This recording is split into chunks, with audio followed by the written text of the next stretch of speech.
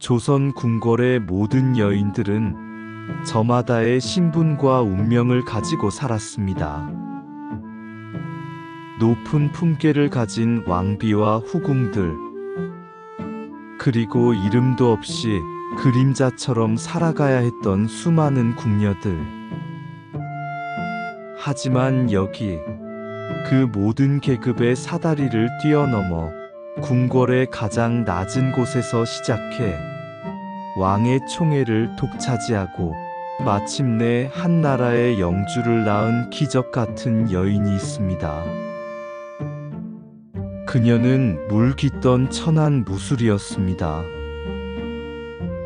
도대체 어떻게 이 무술이가 절대 권력자인 숙종의 눈에 띄어 궁궐 최고의 사랑을 받고 희빈장 씨와의 치열한 암투 속에서 살아남아 조선 최고의 반전 인생을 살아낼 수 있었을까요? 오늘 우리는 조선 왕실에 숨겨진 비화 속에서 운명에 굴하지 않고 사랑과 지혜로 자신의 길을 개척한 한 여인, 숙빈 최 씨의 드라마틱한 인생 역정을 따라가 보겠습니다. 때는 17세기 말, 조선은 숙종 임금의 치세 아래 번성하는 듯 보였으나 궁궐 안은 여인들의 권력 다툼으로 살얼음판을 걷는 듯 했습니다. 특히 인현왕후와 희빈장 씨로 대표되는 서인과 남인의 당파 싸움은 왕의 총애를 매개로 격렬하게 충돌하고 있었습니다. 그 누구도 예측할 수 없는 피바람이 부는 살벌한 궁중에서 이름 없는 한 소녀가 궁궐의 가장 낮은 곳에 발을 들입니다. 그녀는 최효원의 딸로 태어나 7살 되던 해 궁녀로서 궁궐 생활을 시작했습니다. 그녀의 신분은 노비 중에서도 가장 천하다는 무술이었습니다. 무술이는 궁궐에 잡다한 허드렛 일을 하는 여성 노비로 물을 깃고 땔감을 나르며 굳은 일을 도맡아 했습니다. 그녀에게는 희망이라는 것이 사치였을지도 모릅니다. 단지 하루하루를 고되게 살아가야 할 뿐, 왕의 얼굴을 뵙는 것은커녕 그림자조차 밟기 어려웠을 것입니다.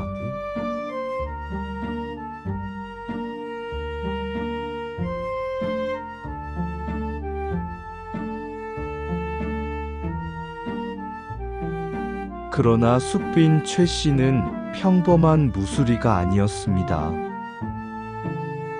그녀는 비록 낮은 신분이었지만 총명하고 순수하며 무엇보다 깊은 효심과 선량한 마음을 지녔다고 전해집니다. 어쩌면 이런 그녀의 내면적인 아름다움이 화려하지만 위태로운 궁궐의 여인들과는 다른 매력으로 빛을 발했을지도 모릅니다. 그녀의 인생의 결정적인 전환점이 찾아온 것은 숙종 19년 1693년 무렵이었습니다. 당시 궁궐은 인현왕후가 폐위되고 희빈장 씨가 왕비의 자리에 오르는 격변의 시기를 겪고 있었습니다. 희빈장 씨의 오만함과 독선적인 행동은 궁궐 여인들 모두를 두려움에 떨게 했습니다. 폐위된 인현왕후를 지지하는 세력들은 침묵하거나 숨죽여야 했죠.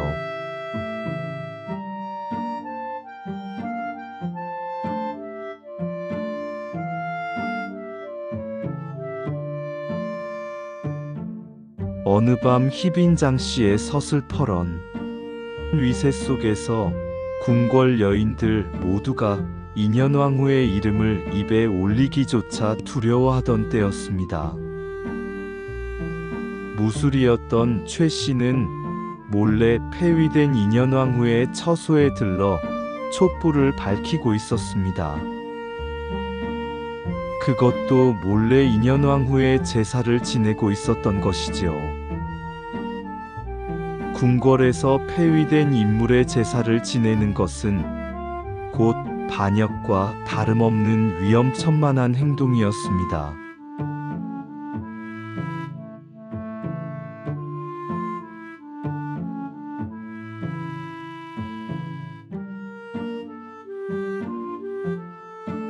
그 순간 산책을 나섰던 숙종이 우연히 이 광경을 목격하게 됩니다.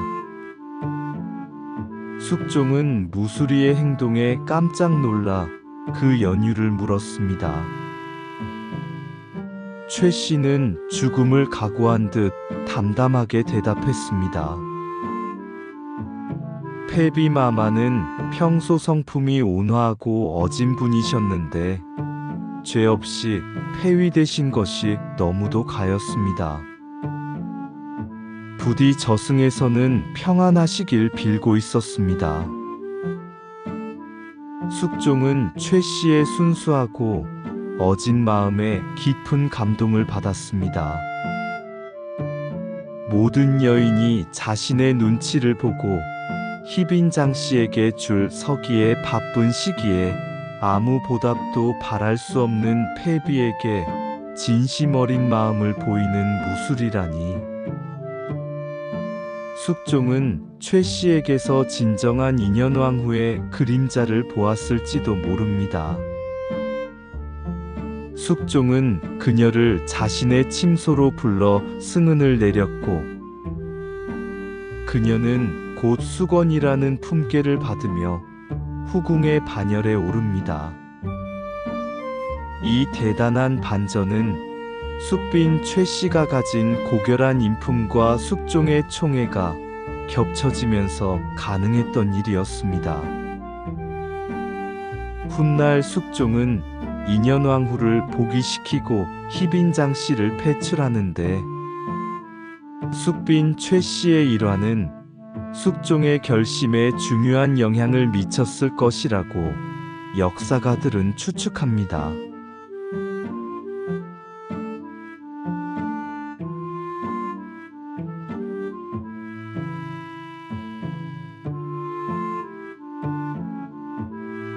숙빈 최 씨는 숙종의 깊은 사랑을 받으며 연인군, 훗날 영조대왕을 낳습니다. 연인군을 낳은 이후 그녀의 지위는 숙종의 특명으로 숙빈까지 오르게 됩니다. 무술이 출신으로는 상상조차 할 수 없는 파격적인 승진이었죠. 그러나 그녀의 앞날이 탄탄대로만 펼쳐진 것은 아니었습니다. 여전히 희빈장 씨의 세력은 막강했고 숙빈 최 씨와 연인군은 늘 위험에 노출되어 있었습니다.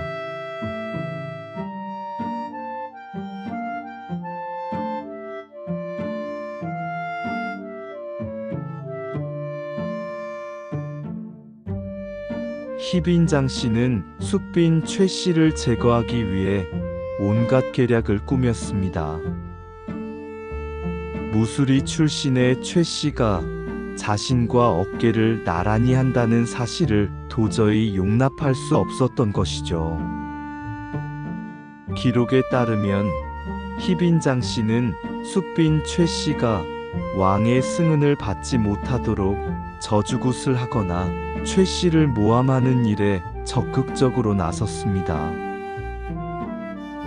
하지만 그때마다 숙종은 숙빈 최 씨를 보호했고 그녀의 진심을 알아주었습니다. 최 씨는 숙종에게 직접 희빈장 씨가 인현왕후를 저주하는 굿을 벌였다는 사실을 알리며 결정적인 역할을 하기도 했습니다. 숙종은 희빈장 씨의 이러한 만행에 분노하여 그녀를 사사하고 다시 인현왕후를 복위시키는 결정을 내립니다. 이 일련의 사건 속에서 숙빈 최 씨의 지혜와 용기가 빛났습니다.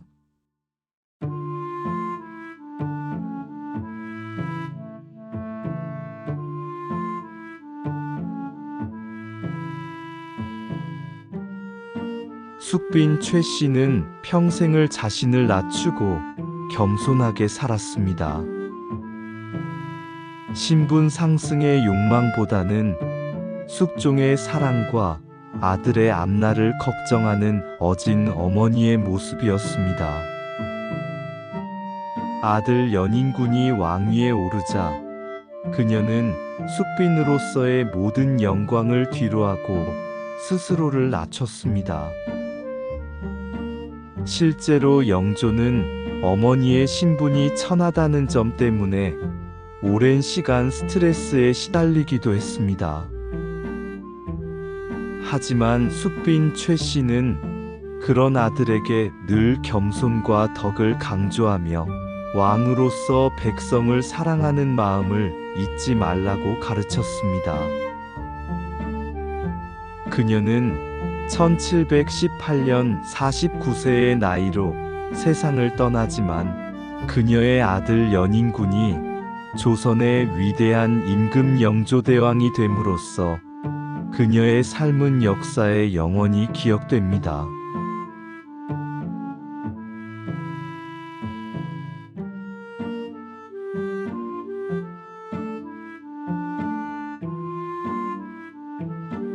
숙빈 최 씨의 삶은 낮은 신분으로는 결코 높은 자리에 오를 수 없다는 조선 사회의 불문율을 깨트린 한편의 기적 같은 이야기입니다. 그녀는 단순한 무술이가 아니었습니다. 왕의 마음을 움직인 현명함과 역경 속에서도 굳건했던 지혜, 그리고 아들을 진심으로 사랑했던 어머니의 모습으로 조선 왕실에 깊은 흔적을 남겼습니다. 그녀의 삶은 수많은 야사와 드라마의 소재가 되어 지금껏 우리에게 회자되고 있습니다. 한 시대의 총하였던 숙종의 진정한 사랑, 희빈장 씨와의 치열한 암투 속에서 피어난 반전 드라마. 궁궐의 가장 낮은 곳에서 시작해 한나라의 어머니가 된 그녀의 인생은 어쩌면 인간의 진정한 가치가 신분에 있지 않음을 증명하는 가장 빛나는 역사일 것입니다.